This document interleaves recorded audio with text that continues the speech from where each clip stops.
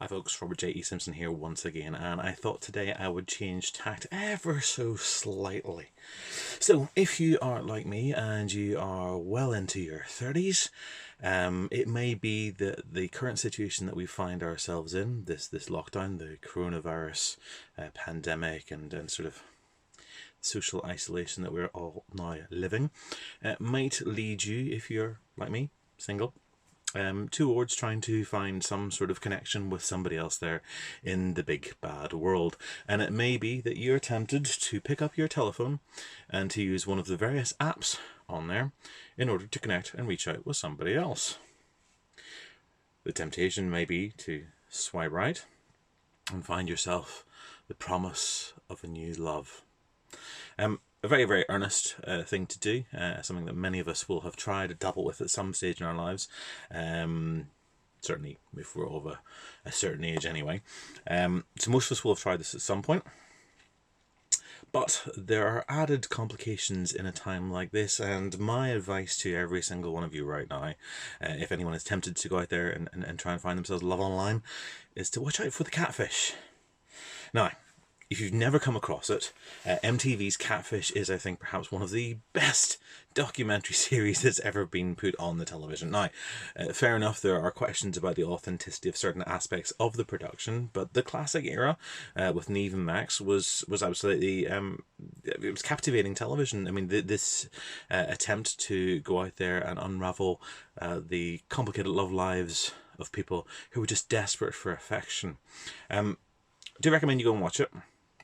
But if you haven't, the general crux of most of the situations that they find themselves in is that there is somebody out there who's fallen in love with someone that they met online, and they're trying to facilitate a meet, and probably 19 times out of 20, the person on the other end is not the person that they think that they've been communicating with at all. And this includes an episode where there's a gentleman who was convinced, even with all the evidence presented to him, that he had been online dating Katy Perry. Who is a famous singer and actress that some of you may know of.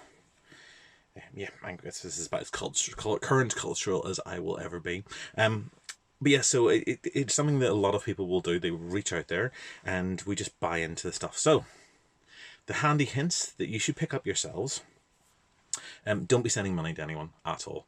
If the person that you have just sparked up a relationship with is asking you for cash, don't do it. Don't do it unless it's your friend, you know them in person. It's a bad idea. Now, this is different to anyone who's kickstarting, who is asking for money for products that you know that they're going to produce. That's a different kettle of fish altogether. Those are kind of professional things. Supporting someone whose work you know is one thing, but just giving random money to a stranger because they tell you they love you and you've never met, bad idea. Also, there's a big problem. Catfishes in their prime spend all their time trying to not be seen. If you ever think of that Monty Python sketch, How Not to Be Seen, well, this is what a catfish does on a general basis. For some reason, whenever they're interacting with you online, even though they're not able to meet up in the physical sense, they'll always delay the physical meet. Online, you'll find that they never actually do video chat. So, unlike this, you would, if I was a catfish, you wouldn't get to see my face. However, right now, we are in the middle of a situation that allows everybody basically to be the ultimate catfish. Because we know we're never going to get to meet up with half these people. Online dating right now is a complete waste of time, really, because everyone knows that this is likely to be socially isolated for months and months and months. We're talking probably about 4 or 5 months before we're actually going to be able to meet someone. It's just not possible. So then you come on to the online video chat. I mean, certainly I've had invites from friends to go for online drinky poos. Lovely idea, thank you very much. But you know, to do that online, a catfish probably will not let you do this. But as we've also recently learned, thanks to the media, the deep fake industry is now so big that even if you do get to see someone like this, there's a very, very good chance that the person that you're not seeing, that you're seeing on the far side, isn't the person that you think they are. Particularly if you think that person is a celebrity and you haven't verified it in any way, shape or form. It is far too easy now with the AI technology that exists to transpose my face for somebody else's. And if this was me being super technical at this point in the video, I would have somebody else's face replace mine, and then I would do some sort of impression, but I'm not going to do that. This is just going to be me telling you how I feel. So just be very, very careful of that as well. Do not trust anything that you just encounter completely online in a romantic setting. because it's very, very easy to fall for words right now without actually having to be in the middle of a room. And quite honestly, the way that online dating should work is you have a chat for maybe a week, 2 weeks, and then you meet up in the real world and you see how you hit it off in person. Now, it may be that your circumstances are such that you can't meet on a regular basis, but meeting once or twice in the flesh is really important to establish whether or not you actually have a genuine chemistry between each other. If you've got the chemistry, great, then you meet and you're happy maybe to make the exceptions. I know, for example, with my life, I do not work a 9 to 5. I do not work a regular schedule. It is very, very difficult for me to fit into somebody whose existence who insists on that 9 to 5 regularity. So I'm more likely to be slightly more eclectic. But I have a very, very very obvious social media profile. I have a very good record of where it is that I am and where I've been and what I'm doing with my time. So it's not like I'm not actually there. It's just that this is the reality of my life. But, I will try and meet up with someone and see if we can hit it off, in which case, we'll make it work. And that has indeed been the case for me on occasion, believe it or not. So just be very, very careful about that as well. Right now, if you want to be a catfish, I know we've talked all about creativity. This is a really good opportunity to try your hands at catfishing. You maybe want to dupe somebody else to make their life a misery. Don't do it. Basically, just don't do it. It is not worth your time. It is not worth their time. And ultimately, someone is going to get disappointed. And if by any chance you do end up falling for each other based on this lie, which did happen, I think, in at least one catfish episode where the two of them were catfishes, it's not a reality. We put our best impressions out there whenever we're dating, or at least that's the theory. This false impression that you're going to give, this false image that you're going to give, is just going to lead to crushing disappointment.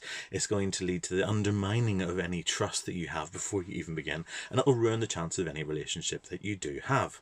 So, in a nutshell, right now is prime time for catfishes on there, but you don't want to be a catfish and you don't want to be caught out by a catfish. You want to be able to just get through life. So if it means that you have to stay in an existence of celibacy or solitude for the next few months, then that's probably a better thing to be. Either that or pick up with someone you've already been having some sort of relationship with or already exchanging thoughts with. That's probably a better idea than to sit in this weirdness of all alone in your bedroom or your office, just flicking away on the swipes. It's not worth it. These are my thoughts for today. Yes, you weren't expecting this, were you? You may have caught some of my relationship comments and thoughts before. They're up on my blog on occasion, and I also have broadcast about these, particularly if any of you have ever caught me on the Vinnie Hurl show on Radio Ulster back in the day. You'll have caught me on there sharing my thoughts on these sort of weird and wonderful things as well. If you do enjoy it, I'll maybe try and add some more to the vlogs over the coming weeks. But it is Easter weekend as I record this. It's the 11th of April 2020. Enjoy what is left of your Easter weekend and your glorious self-isolation. Until the next time, till pip.